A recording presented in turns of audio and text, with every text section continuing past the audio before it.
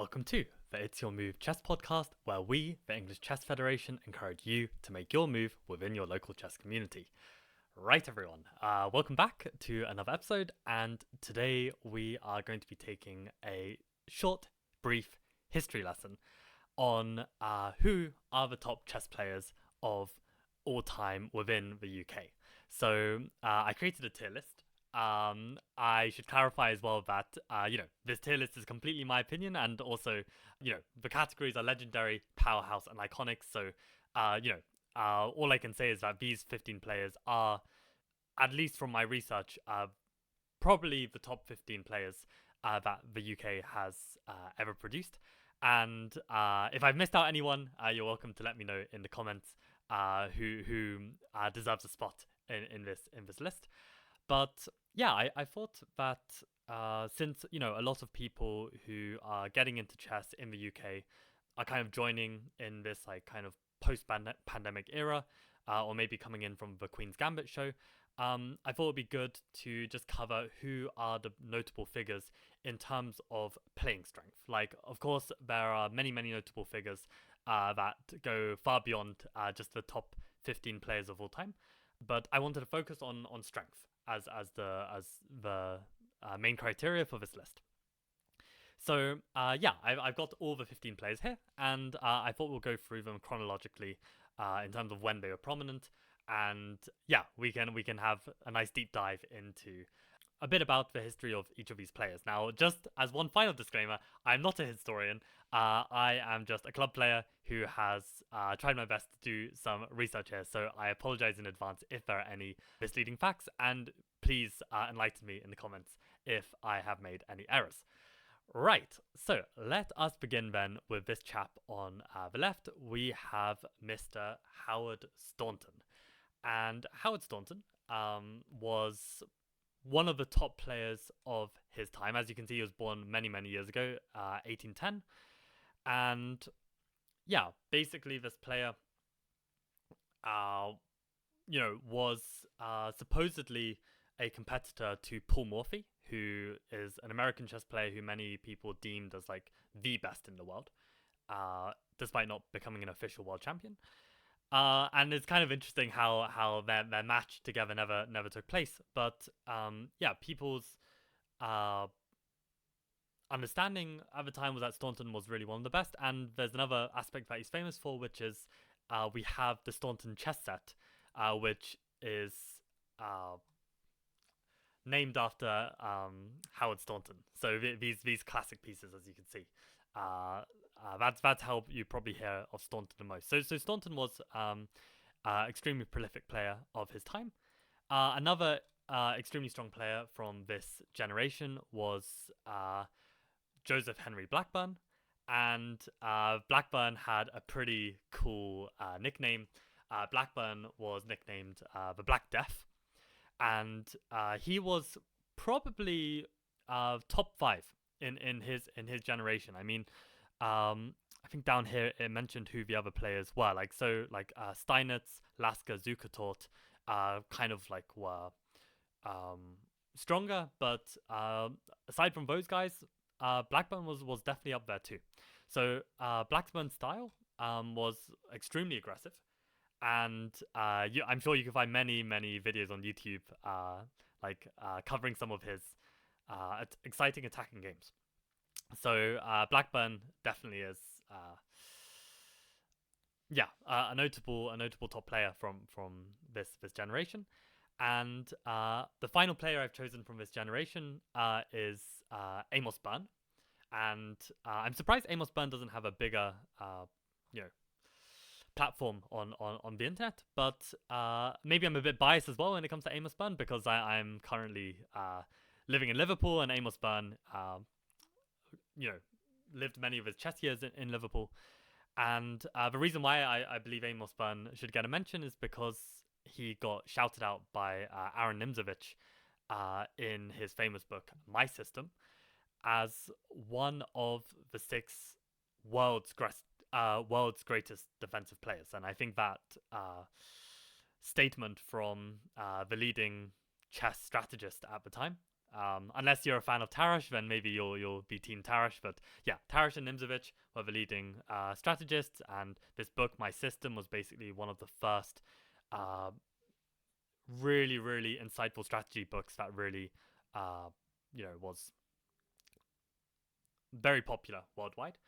And yeah, for Byrne to get this mention from Nimzovich is pretty huge. So yeah, I feel like these guys deserve the mention, and I'm realizing I'm completely forgetting about the tier list. So let's put these guys in there.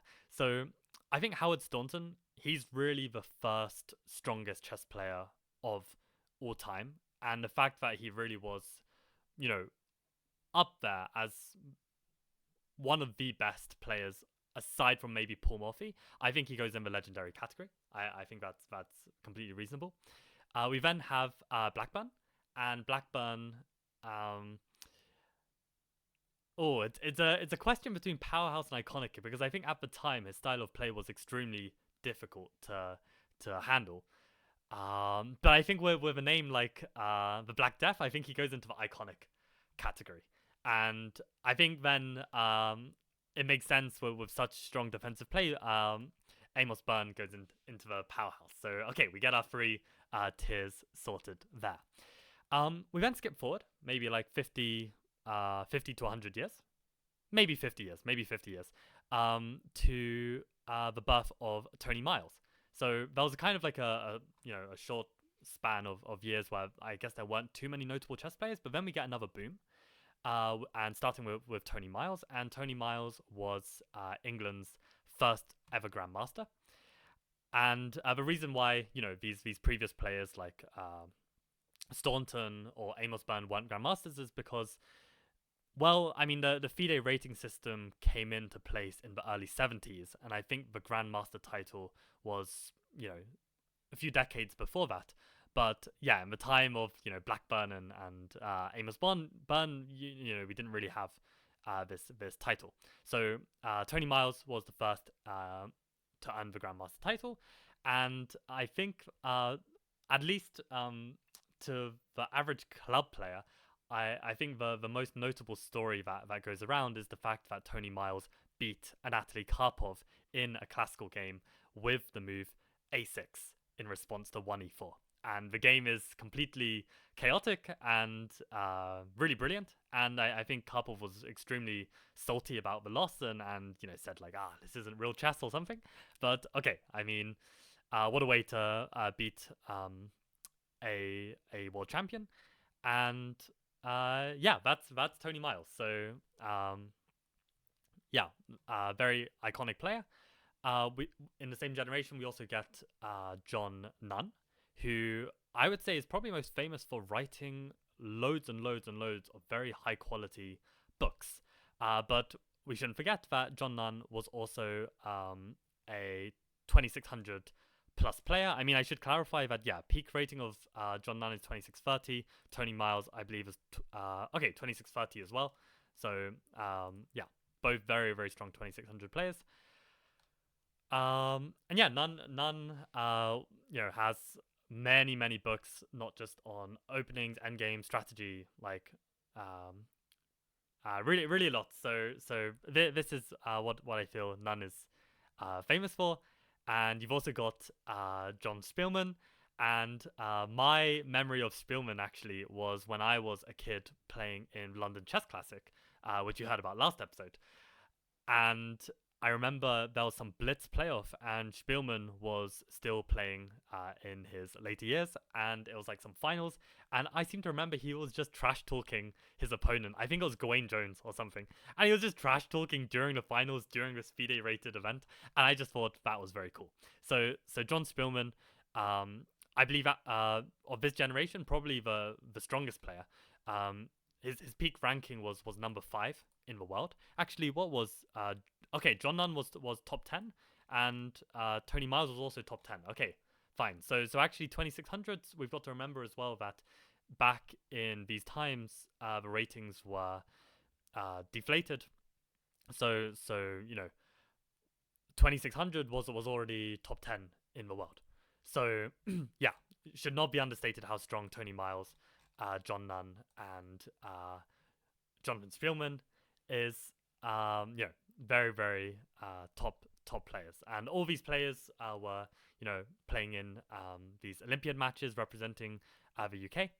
And I'd say the final player from this generation, I guess maybe he comes into the next one. So I'll save Hodgson next. But yeah, let's go back to the tier list and put these legends into the category. So yeah, I think Tony Miles, being Britain's first Grandmaster, and just having such an iconic career with some amazing scalps, I think I would put him in legendary tier. Um, I think Spielman, given his eccentricity, I mean you can watch a lot of nice interviews with Spielman. Yeah, I think he goes into the iconic category. And John Nunn just seems, yeah, like he's really worked incredibly hard for the chess community and for his own chess strength, and I think that goes powerhouse for me. So yeah, another three notable players of this generation. Then we move on to I guess a couple decades later, and we get another batch of very very strong players, and starting with Julian Hodgson. And this was actually a surprise to me that Julian Hodgson was a former 2600 player. And I kind of knew and had heard of Hodgson due to like his uh, Trompovsky opening, and I think he's even got like an opening named after him, like the Hodgson attack or something like this. And I think it's when I can show you on the board. I think it's d4 d5 bishop g5. So Trompovsky is normally d4 knight f6 bishop g5, but this opening, yeah, looks like the wiki book here on Lichess doesn't give a name, but yeah, this is what Hodgson would play a lot. This bishop g5, no matter if it's d4 d5 or d4 knight f6, and for that reason, I kind of had this impression that Julian Hodgson was a decent grandmaster like 2500, but I didn't realize his highest achievements you know spanned above 2600. So this was knowledge to me. And yeah, just looking here, it looks like he had some fantastic results against some extremely high level players like Georgiev and Sokolov. So uh, yeah, brought his own style to the game and was very successful as a player. We then have Nigel Short, who probably is a bit more well known. I mean, he was vice president of FIDE, and he's also well known for making it to the World Championship finals and played against Kasparov, where he lost out in a close fight. I mean, he basically was trailing the match and then managed to kind of bring it back in the latter half, but it just wasn't enough to come back. And yeah, Kasparov. I mean, ultimately Kasparov did show that he was the stronger player, but I mean the games were close. I mean, Short had his very strong positions, but just didn't find enough to convert them. But yeah, no, Short, incredibly strong player. And yeah, we can see here peak rating of 2700, number 3 in the world. Yeah, incredibly strong player. We then have Stuart Conquest of this same generation. And Stuart Conquest, just the first thing that pops into my head is that recently in the most recent British Championships in Liverpool, Stuart came joint first in the British Championships and ended up having to play a playoff. And I believe he beat, I think, Robertson to in the tie breaks to then have to challenge Mickey Adams, and then lost to Mickey Adams in the final. So basically still competing, and but more or less retired, and also just an extremely strong player. And he, I believe, is very famous for his involvements with like the Gibraltar chess. Like I seem to remember like he would commentate a lot, and yeah, a very strong player. Also at Hastings, I seem to recall like he's a very notable player there as well, and managed to cross the 2600 threshold, so gets a mention here.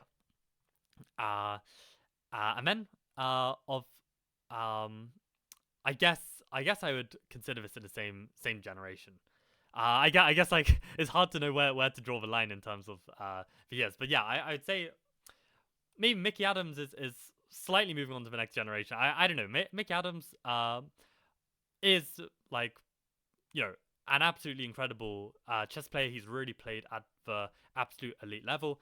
Just like Short, he also reached the very final of the World Championships against Rustam Kazimdanov, and lost in the finals to not get crowned world champion. So basically, at the time, there were kind of two world championships going on. There was like the FIDE World Championship, where Mickey Adams competed in, and Nigel Short competed in the PCA World Championships. And yeah, basically, it was kind of split at the time, and then they merged back later. But both championships very, very valid.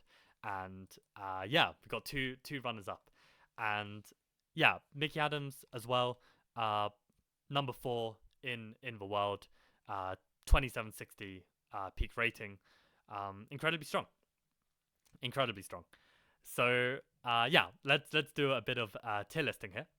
So yeah, I would say when it comes to legends, I think it is without a doubt that the accomplishments of both Nigel Short and Mickey Adams bring them into that legendary status. You know, coming, you know, third, fourth in the world, and you know, reaching peaks of 2700s in the ratings.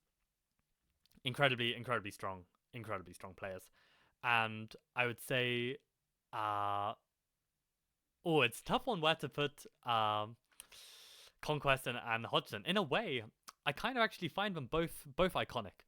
Like, I feel like Hodgson for his kind of style, and Stuart Conquest for his like influence in the chess world. Like, you'll just have to you know, look up some interviews of Conquest and his style.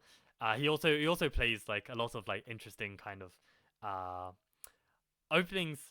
I think his nickname goes like Stuart the Fox, and I feel like they're very kind of like tricky openings. So yeah, both very iconic players. I would say. And then we got this next generation of players, and we start here with Matthew Sadler. And Matthew Sadler, as you will have seen, is also appearing on the ECF podcast with Natasha Reagan. So if you haven't watched any of these Talented Tuesday episodes, then definitely be sure to check that out. And Matthew Sadler, very interesting player because of his attraction to computer chess. And he's got a YouTube channel as well. I think it's the Silicon Chess Channel, something like this. I should probably know that. But yeah, the point is, Matthew, yeah, like really has deep dived into computer chess and the ideas behind computer chess. And this also reflects in his play. Like, I think like all of this analysis and study led to Matthew improving as a player. And he never quite crossed 2700, but he got very close. And I think it's also a matter of choice as well. Like I think yeah, Matthew reached this 2694 rating and was like, you know what, let's retire there. And yeah, I mean, Matthew Sadler, extremely strong player, and I think like yeah, in his latter half of his career, like, you know, he'd play like these like Fonciel events, and you know, be on board one, and you know, crush his opponents with all of his computer analysis. So yeah, extremely strong player, and a very entertaining player as well, with his commentary and yeah, influence on the game. We then have Luke McShane, and Luke McShane is one of the few 2600 players who I would say 2700 players who actually isn't, you know, a professional chess player as his sole profession. Like, I believe like he was an investment banker as well, which I hope is correct. I haven't fact checked it, but that's what I heard. Like, you know, McShane's a very talented guy with lots of interest. So yeah, McShane very strong, and I also believe there's one of his famous scalps is beating Magnus Carlsen. Maybe not when Magnus was at his absolute peak strength, but still, definitely Magnus was I think one of the best, and McShane beat him. So yeah, 2700 player, Luke McShane, and a frequent in the British Olympiad team. And for anyone who's wondering what this Olympiad is all about, it's basically like, if you compare it to like the football World Cup, it's a bit like that, where each country submits 5 players, 4 players play, and you get 1 player as a reserve. And yeah, the competition involves all of many countries in the world, and the top players from each country play. So we see McShane selected a lot. And then we also have Vitugov, who actually is a more recent addition to these top English players, because Vitugov was originally a Russian Federation chess grandmaster, but he moved to the English chess federation. And Vitugov is also a very strong 2700 player, and has now represented the UK on many occasions. And then we have Gawain Jones, who is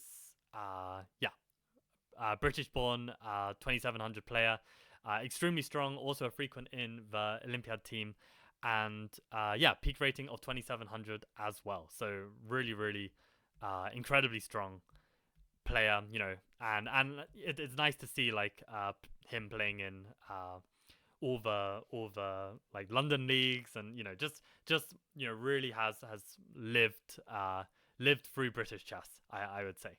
So let's put these guys into the tier list as well. So okay, let's start with Matthew. I would say Matthew has to go into the iconic category for me. I mean, I feel like Matthew, with his niche of like computer chess analysis, and just like this alternative approach to being an absolute top player. It's really iconic, I feel like. I would say then probably Luke McShane and Vitugov I would put into the powerhouse category, like just very consistently strong players. And just no one can deny their chess strength. And Gawain Jones, it's gonna be tough. I think I'm gonna put him in powerhouse as well. I think I'm gonna put Gawain Jones in powerhouse as well. Like Gawain Jones, fantastic player, and really has really proven himself as one of the best. And then finally, we come on to the youngest player of this lot. And I realize, we do have several more young players, but in terms of the absolute elite, I think David Howell is the most recent elite player that we own. And David Howell is a man of many talents as well. He's commentated lots of big events, for like Chess 24. And also a peak 2700 player. And a funny story about David is that he played in the World Under-12 Championships, and there's this amazing picture of David here next to Magnus, who's next to Nepomniachtchi, and the story goes that David actually held Magnus to a draw in the final round of the competition, and that draw meant that Magnus, who was leading the tournament, then lost out on tie breaks to Nepomniachtchi, who won his final round, and Magnus never spoke to David for several years after that, because David squandered Magnus's chances to become the Under-12 world champion. But as we can see, it's all history. Magnus and David are close, and Magnus has clearly surpassed Nepomniachtchi as the stronger player. So very incredible player. And I think because of his achievements within the UK, within the world, I believe that David actually gets the legendary status. So let me know what you guys think, if you agree with my tier list of these legendary players. And if I've missed out anyone, please let me know as well. But I hope that was interesting, just to find out a bit more about the top UK players that England has produced. I realize I'm interchanging between England and UK. Probably I should just say England, because I'm just realizing now we've got like Scottish players like Jonathan Rowson, who's also a fantastically strong player. And yeah, of course, this is focused more on playing strength, because otherwise then, we bring in these other icons like Simon Williams and all of the stuff he's done for chess. So yeah, I thought this was interesting. I hope you enjoyed it. I hope I don't get too roasted in the comments. And if you learned something new, drop a like on the video. And thanks for watching. So yeah, more interviews, more chess content to come, and see you in the next episode. Okay,